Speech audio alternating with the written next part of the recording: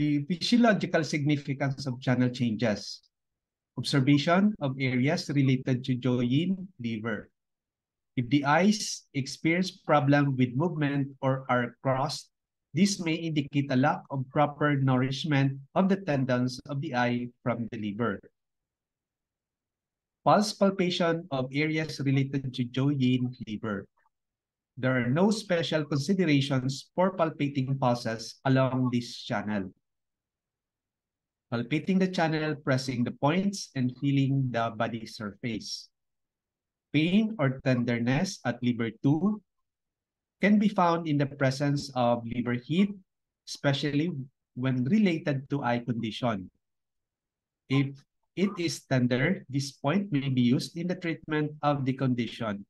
Increased interocular pressure may also manifest as tenderness in this area. Note that the eye conditions may be reflected in pale change on not just the liver channel, but also often on the spleen and small intestine channels as well. Graininess felt in the area of liver 2 may indicate chi stagnation and or blood stasis in the liver channel. Nodules around liver 3 often indicate chi stagnation in the liver channel. In some cases, instead of clearly defined large nodules, one might instead find multiple smaller nodules. In such cases, this represents more of a deficiency of liver function in not properly directing chi. This type of change often coincides with spleen dysfunction brought about by liver-spleen disharmony and is a type of combined excess and deficiency. If there is generalized tightness in the area around liver 3, this is a less serious case of liver chi stagnation. If nodules or tenderness with pressure is noted in the area around liver 5, this indicates chi stagnation and is often associated with joint type menstrual irregularities, especially during menopause.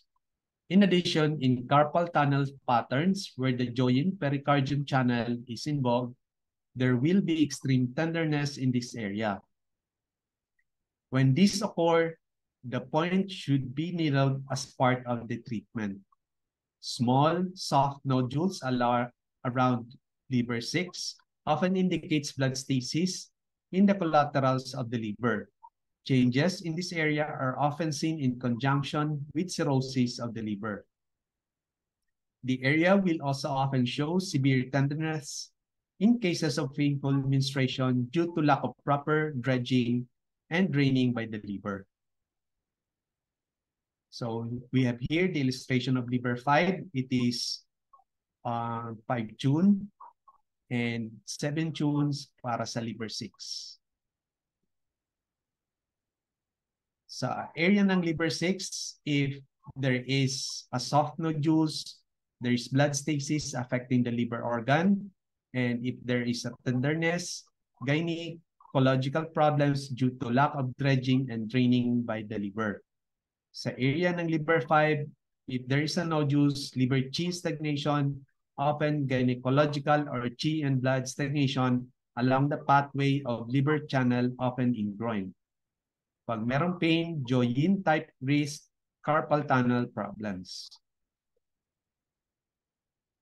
Sa liver 3 naman, if there is a hard nodules, it could be a liver chi stagnation. Pag soft nodules, liver deficiency, not directing chi. Pag may tightness or thickness, more serious and chronic liver chi stagnation. Sa liver 2, if there is a tenderness, there is a liver heat, often affects the eyes.